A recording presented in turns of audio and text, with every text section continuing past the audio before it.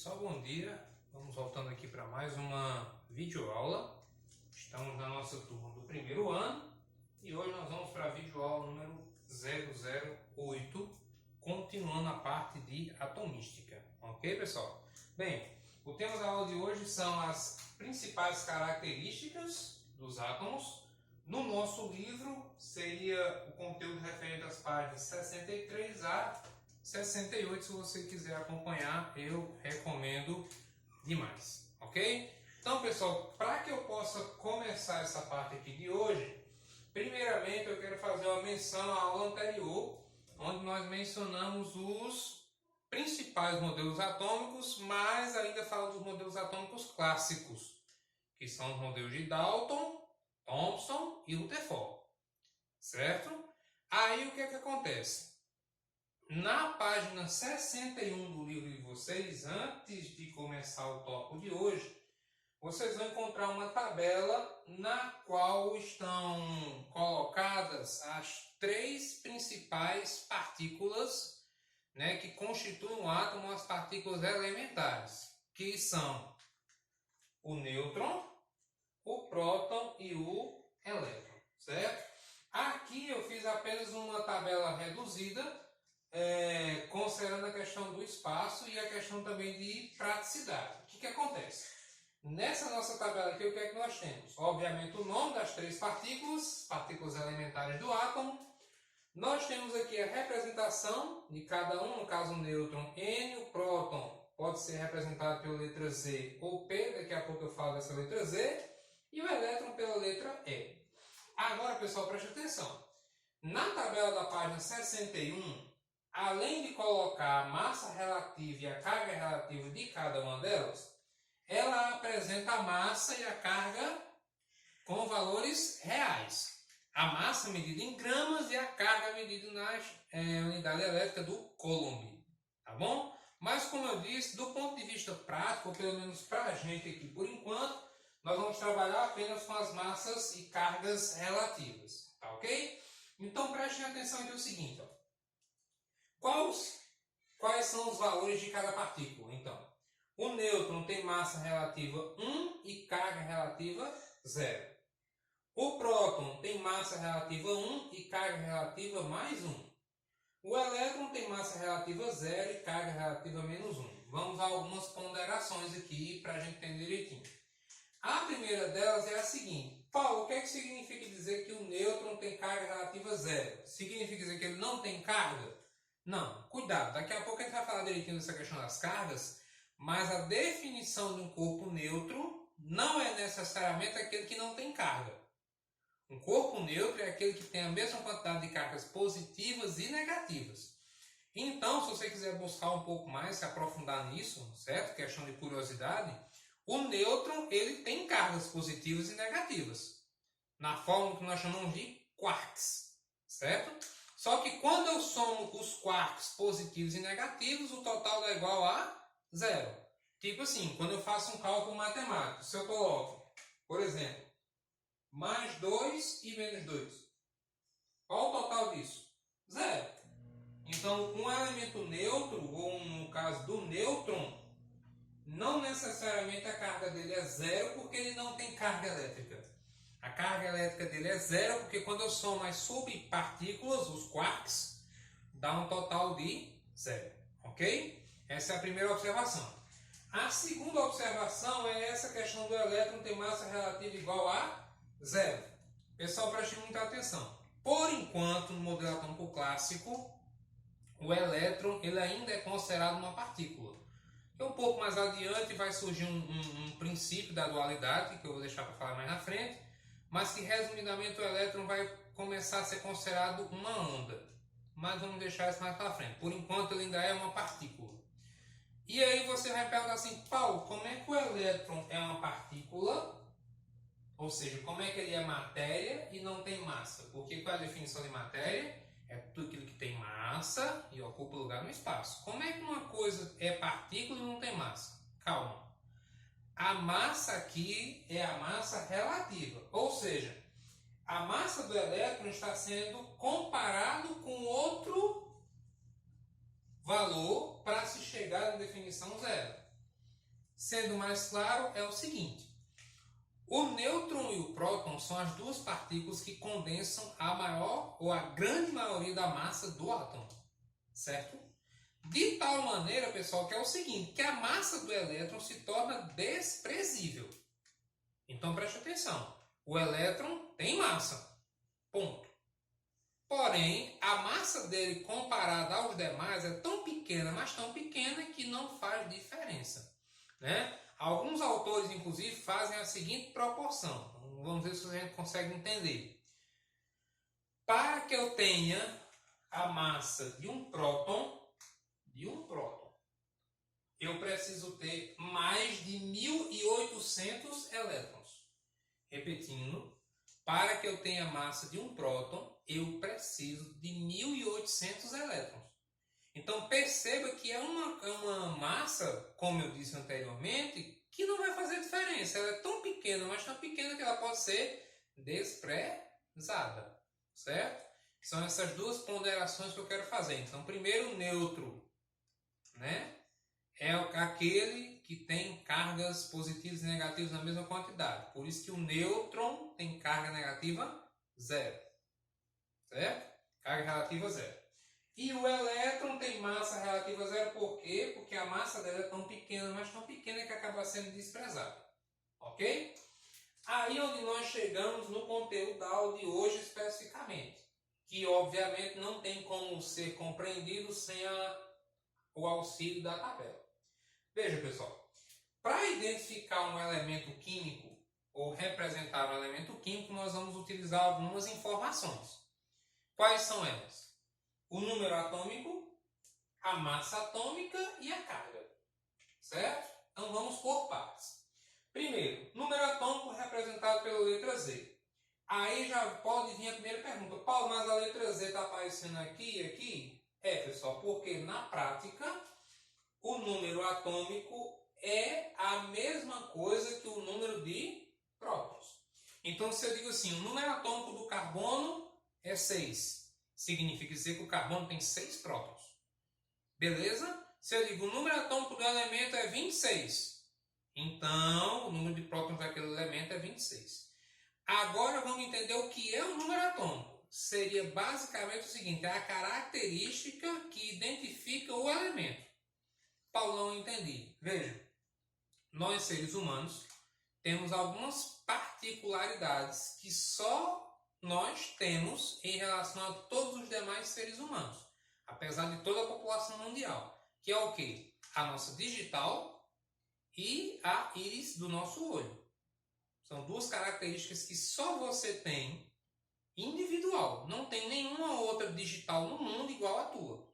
Nem igual a minha, nem igual a ninguém. Não é repetido. É uma forma de diferenciar um ser humano do outro. Ok? Então, na tabela periódica, o que é que acontece? O que é que identifica o elemento? O número atômico.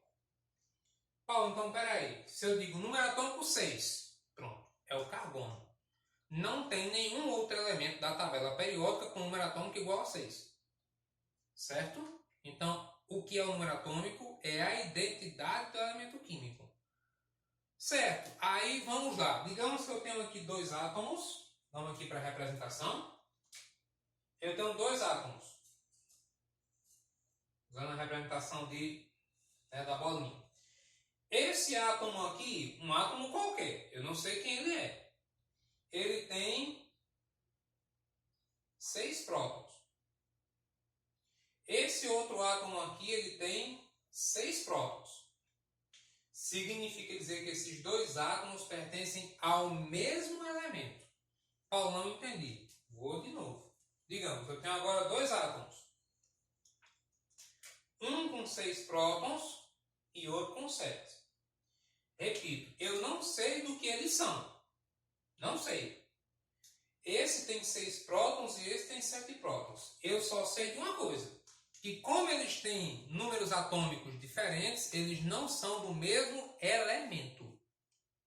Ficou entendido isso, pessoal? Então preste muita atenção. O número atômico identifica o elemento químico.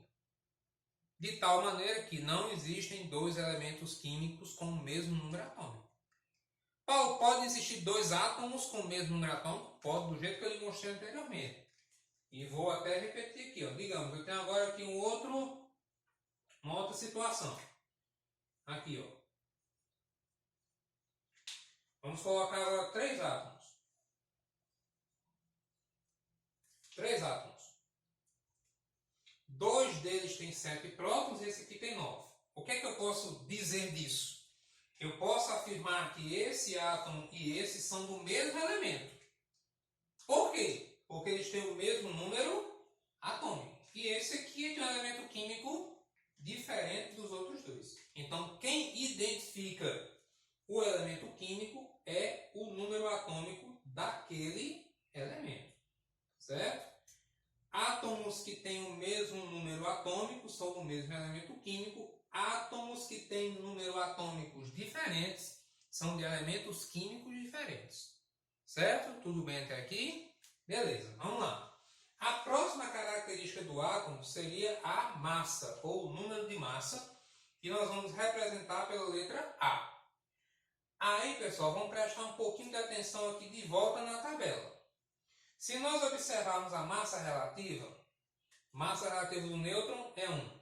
Massa relativa do próton é 1. Massa relativa do elétron, 0. Nos leva a deduzir que quem vai interferir no número de massa de um átomo? Apenas o nêutron e o próton. Daí, pessoal, prestem atenção, por favor, daí vem uma das primeiras equações com as quais nós vamos trabalhar aqui em atonística, que seria a seguinte: A é igual a Z mais N. Qual não entendi? De novo, se eu olhar para a tabela, para a coluna que fala da massa relativa, nós temos um nêutron com massa 1, próton com massa 1, elétron com massa 0. Correto? Então, o que eu vou pensar então? O que seria esse número de massa do átomo? Nada mais nada menos do que a soma entre os nêutrons e os prótons. Então, a massa atômica é igual à soma dos prótons com os nêutrons, ou a soma do número atômico com o número de nêutrons. Certo? Então, repito, essa é a nossa primeira equação.